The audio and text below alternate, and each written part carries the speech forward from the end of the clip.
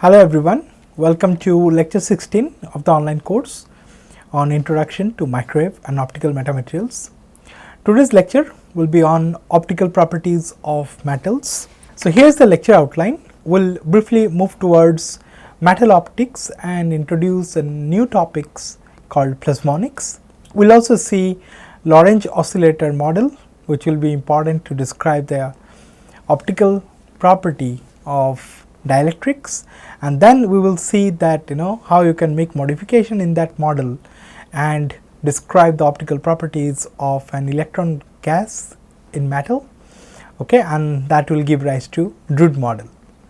So on the right you can see the picture of Drude, who is whose full name is Paul Carl Ludwig Drude.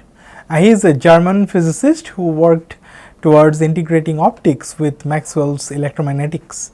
So he basically forged a theory which is commonly known as this Drude model that is useful for describing the behavior of electrons in metals. So till now we have seen that the majority of the optical components are basically based on dielectrics, right? So what are the pros and cons? So the pros with dielectric is that they support high speed, you will have less loss, okay. You can also support high bandwidth, but there are certain cons, okay. First thing is they do not scale well, okay. So you need to require you need to have some material that allows you large scale integration, but dielectric is definitely not those, okay. And there are some other kind of losses, which is something like a bending loss that you have seen with fibers. When you bend, the mode basically leaks out of the fiber. Also there is a inherent limitation called the diffraction limit, which is basically telling you that say if you consider a waveguide or a optical fiber like this, so the optical mode in the waveguide should be larger than lambda naught by 2 n core, okay. So that is basically saying that you cannot actually differentiate the 2 points which are smaller than this lambda by 2 n naught, okay, or n core. So that is a fundamental limit called diffraction limit of light in dielectrics. So these are the two problems that tells you that you cannot do a very large scale integration using this dielectric material. So what is the solution? The solution is to move towards plasmonics. Now what is plasmonics? It is basically a field of nanophotonics which basically explores electromagnetic fields that can be confined over dimensions which are of the order of or much smaller than the wavelength, okay. So it can basically solve this problem of the diffraction limit and allow you to go for miniaturized devices, okay. So once again it is basically a field of nanophotonics. Now to understand how plasmonics is going to help us, we have to see where the devices currently stand. So in the past we have seen the devices were really slow and bulky, okay, and then with the progress in the semiconductor industry, we have seen that the electronic devices have moved down to nanoscale dimensions, and that has allowed a lot of miniaturization. All the devices are now becoming lightweight and compact. So electronics have done extremely well towards miniaturization aspect, but there is a limit coming from the RC time constant or the resistive capacitive time constant in the electronic circuits. So they cannot go beyond a certain speed. So typically the interconnect delay time that is a big issue, and it is a challenge in the electronic circuits which are operating above 10 gigahertz, okay. So in that aspect, if you compare dielectric photonics, okay, those are actually able to operate at a much higher speed, or they can support much larger bandwidth. So here comes the photonic devices which are bit bulky. So this is where the critical device dimension looks like, and this is where the operating speed is plotted. So you can see photonic devices can allow huge data capacity, okay, but the problem is that the size is kind of restricted, okay, and that is coming from the laws of diffraction, or I have told you already is that it is coming from the fundamental limit, also known as the diffraction limit of light. So, we basically want to move here that you want miniaturization as well as high speed, and this is what plasmonics, or you can say metal nanoplasmonics, or you can simply say metallic nanophotonics, that offers you this luxury of getting the best of both the worlds. Okay. So, plasmonics enjoy the size of electronics plus the speed of photonics. Now, when I am talking about plasmonics, you have to understand that it comes from the word plasmon. So, what is plasmon? So, one can squeeze optical signals into minuscule wires by using light to produce electron density waves, and these electron density waves are plasmons. Okay. So, just compare electron gas in a metal and real gas of molecules. Okay. You will see that the metals are expected to allow for the electron density waves, which are nothing but plasmons. So, plasmons are basically quasi particles that are collective oscillations of the conduction electrons in a material excited by an electromagnetic radiation. So, you can refer them as quantized plasma, which is nothing but the charge density wave, right. And these oscillations are very similar to the electronic plasma oscillations in a gaseous discharge, which has led to Pines coining this particular term plasmon to describe this phenomena in 1956. So, here you can see a metallic sphere or a nanoparticle, okay, and the size is much smaller than the wavelength of the light it is interacting with. You can see when the electric field is this way, the electron cloud is pushed above, okay, leaving behind a positive charge. So, that again pulls back the electron cloud when the electric field changes direction, and that is how there is a normal oscillation in the metallic sphere in the presence of this oscillating electromagnetic field. Now, there are three types of plasmon. One is called bulk plasmon. So, that comes in the bulk of the material.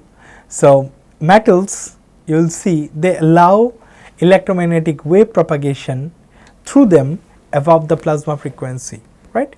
So, normally metals are reflective, but there is a frequency called plasma frequency beyond which the metal becomes transparent, and it is also known as UV transparency.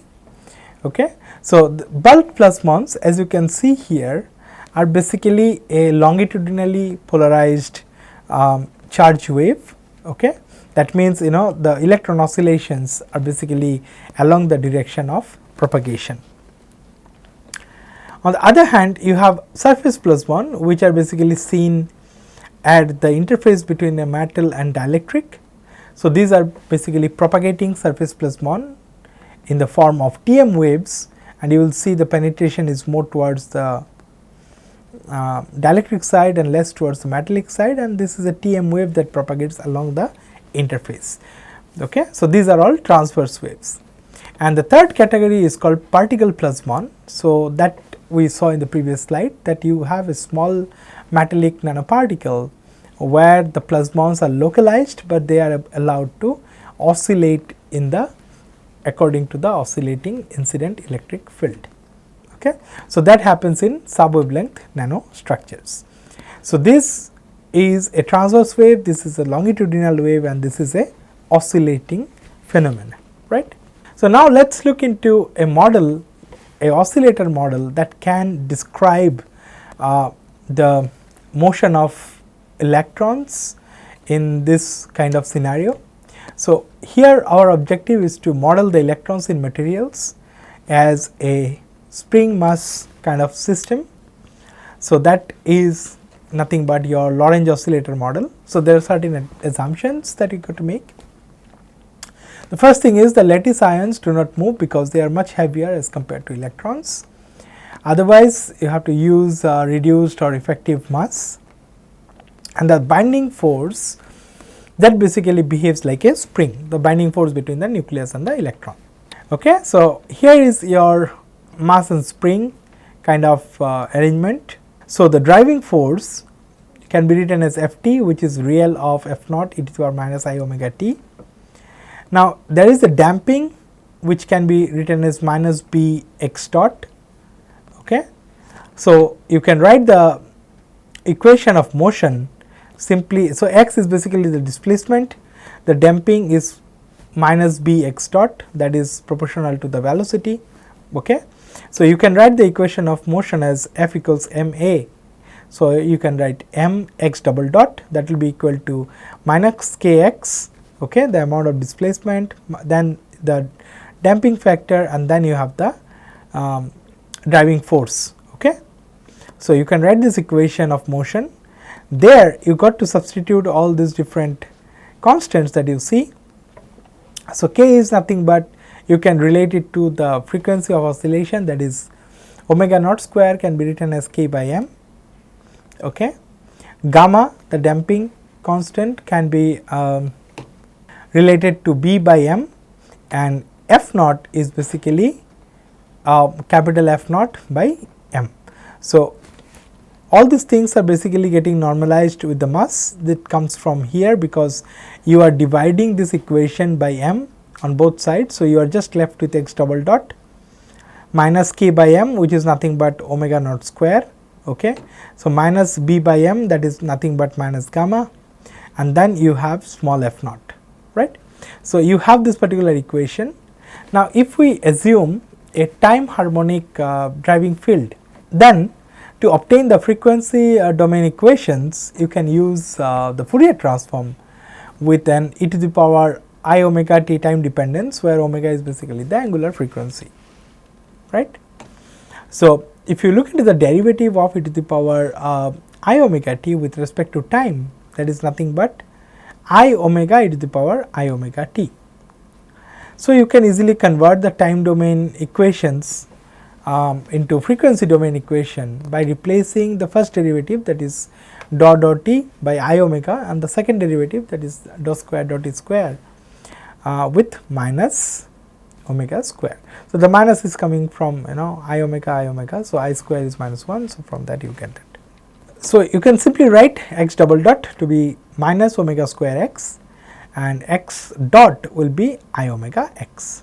So, with this you go back to your previous equation, substitute these terms here, and you will be left with omega naught square minus omega square minus I gamma omega a equals f naught, right. So, from that you can obtain what is a, that is a omega, that is basically f naught divided by this. Clear? So, now you can clearly write the restraining force that is given by the spring. F spring is nothing but minus m omega naught square x. The damping, that is coming from the electron scattering. So, F damping will be minus m by tau, tau is the relaxation time.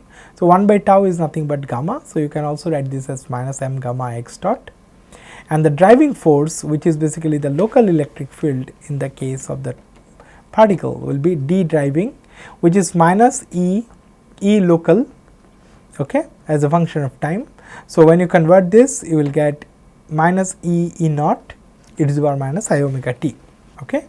So, once you have everything in the all the forces ready, you can write the equation of motion as m x double dot, that will be F spring plus F damping plus F driving. So, you get m x double dot equals minus m omega naught, this one minus m omega naught square x, then you have minus m gamma x naught, and then you have this particular term minus e naught e to the power minus I omega t. So, from that you can find out what is the displacement x t, that can be written in terms of minus e by m over omega naught square minus omega square minus I gamma omega times e local, right.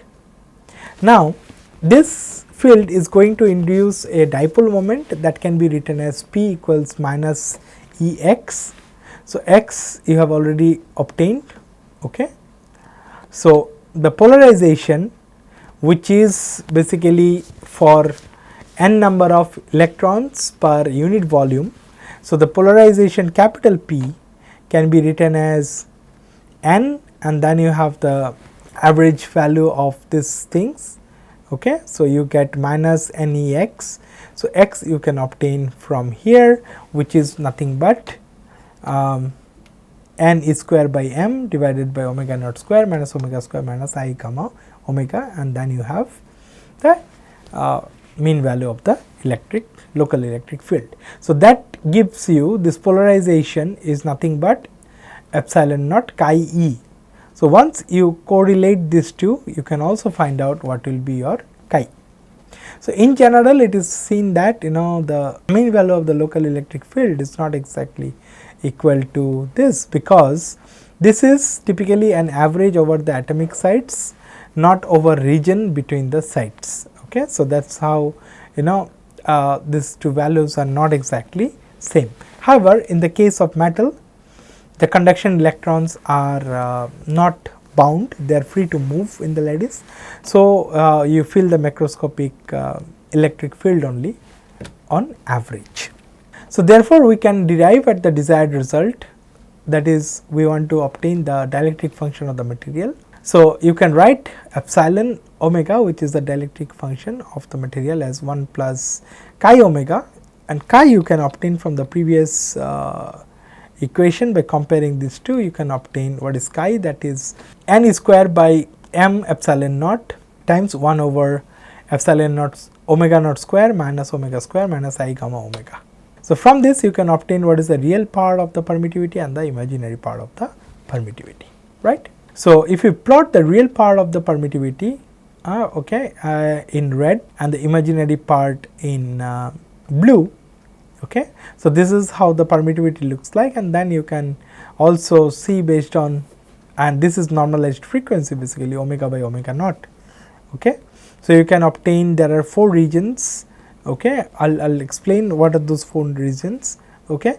And while plotting, we have considered gamma to be 0.2 omega naught, or you can say gamma by omega naught equals 0.2, and omega p by omega naught equals 2. So, these are the 2 values which are being used here. Okay. So, now let us look into the first region. So, the first region is where your omega by omega naught is much lesser than 1. That means omega is much lesser than omega naught. So, that is the case when your epsilon 2, which is basically the imaginary part, is almost 0.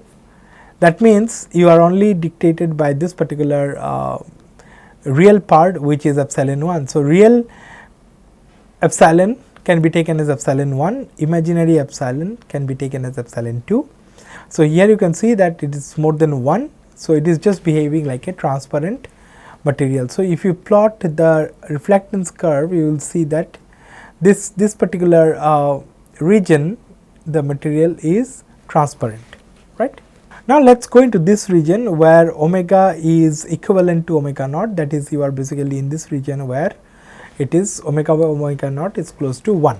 So, here you can see that in this particular region you have a very strong value or large value of epsilon 2. That means it is absorbing region. Okay. So, your material is basically absorbing, right. In the third region where omega is now getting larger with respect to omega naught, here you see your epsilon 2 is again getting smaller, but here what is happening to the epsilon 1, which is the red one, the real part of the permittivity, that is negative. So, it is behaving like a negative, means field will not be able to enter here and it will be reflected. So, this particular regime tells you about reflection.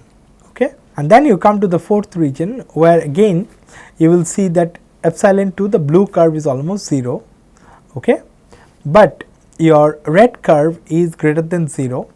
So, it is again behaving like transparent, right. So, here you can consider omega greater than square root of n square by m epsilon naught. So, we will find out what is this. This is basically omega p.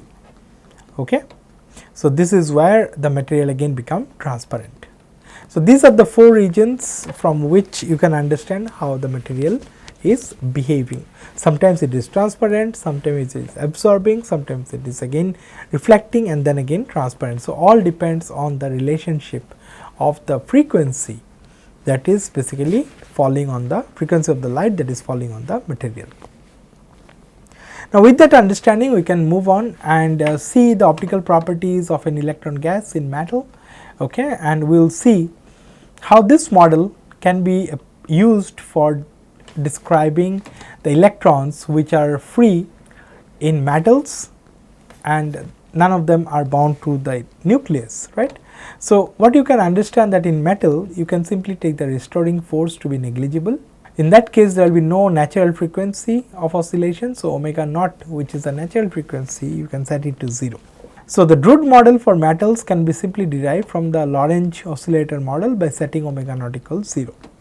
So, if you remember, this was the previous thing that we have seen that epsilon omega equals 1 plus chi omega, which was written as 1 plus n e square by m epsilon naught 1 by omega naught square minus omega square minus I gamma omega. So, you can simply remove this term and this is what you are left with. So, this simplified model, okay, of the Lorentz one is known as Drude model. So, what we have done, we have just set omega naught to be 0 in this case, right. So, this is Drude model, okay. So, epsilon omega can be written as 1 minus n e square m epsilon naught times 1 over omega square plus I gamma omega, and if you substitute the plasma frequency omega p, which is given by square root of n e square by m epsilon naught. So, n is the electron concentration, e is the electron charge, m is the mass of electron and epsilon naught is vacuum permittivity. I believe all of you know this, so I am not actually explaining this in the previous one also. So, you can see that omega p, so this term is basically omega p square. So, you can write epsilon omega equals 1 minus omega p square divided by omega square plus I gamma omega, right. So, from this you can obtain what is the real part and the imaginary part. So, you can write epsilon omega equals epsilon 1 plus I epsilon 2. So, the real part is called epsilon 1 omega, the imaginary part is epsilon 2 omega. So, how you can do that? You can multiply this fraction by its conjugate, okay, in the numerator and denominator, and then separate out the real and the imaginary part and compare it on the both sides, because left side you will be writing as this. From that you can obtain the real part and the imaginary part. You will see that the real part epsilon 1 looks like 1 minus omega p square divided by omega square plus gamma square, whereas the imaginary part, that is epsilon 2, is given by gamma by omega p square by omega square plus gamma square, okay. Now, if you consider gamma equals 1 by tau, so you can write these equations again in the using tau. So, epsilon 1 will be 1 minus omega p square tau square divided by 1 plus omega square tau square, and epsilon 2 will be omega p square tau divided by omega 1 plus omega square tau square. So, these are very simple mathematics you can do on your own to see how you can obtain the Drude model from the Lorentz model, and then you separate out the real and the imaginary part, okay, and you can obtain this epsilon 1 and epsilon 2, right. So, this is what we have seen till now, that this is the Drude model, this is the plasma frequency, okay, this is the real part of the permittivity and this is the imaginary part of the permittivity. Now, if you consider omega to be much smaller than the gamma, okay, that means this fraction is very large, okay. In that case, what will happen? Epsilon 2 will be much larger as compared to epsilon 1 and the material will be highly absorptive. If you consider omega to be much larger than gamma, but yet omega is larger than smaller than the plasma frequency, you will see that this particular fraction will be now much larger. So, not fraction, this real part will be much larger as compared to epsilon 2, which is the imaginary part. and also you can see from here that this fraction will be negative, right. So, that means the material or the metal will be highly reflective. So, you can simply write epsilon 1 will be equivalent to 1 minus omega p square by omega square. So, this you can simply ignore because this is much smaller as compared to omega, right. Now, that explains why metals are shiny, because the electrons in the metal will follow the oscillating electric field and it will cancel it. So, the electromagnetic field will not be allowed to enter the metal and it will hence get totally reflected, right, and that is why metals appear shiny. Now, what if the external field start oscillating too fast, okay, for the electrons in the metal to follow that, okay. In that case, after a particular frequency, the electrons in the metal will give up oscillating, and that is how they will just allow the incident field to pass through, and that is the point called plasma frequency, right. So, that is the frequency at which the metals will lose its reflectivity, okay. So, we can see that from this equation, that if you consider omega which is larger than omega p, the plasma frequency, you will see that epsilon 1 will be in that case much larger than epsilon 2, and also epsilon 1 will be positive. That means, this metal will now become transparent, and all the alkali metals like lithium, sodium, they exhibit ultraviolet transparency, okay. But typically noble metals like gold, silver, they do not, because of the interband absorption, okay. But you can see this ultraviolet transparency in lithium and sodium. So, with that we will conclude this particular lecture. We will discuss this optical property of material further in the next lecture. If you have got any query regarding this one, drop an email to this email address mentioning the lecture title and the course number in the subject line. Thank you.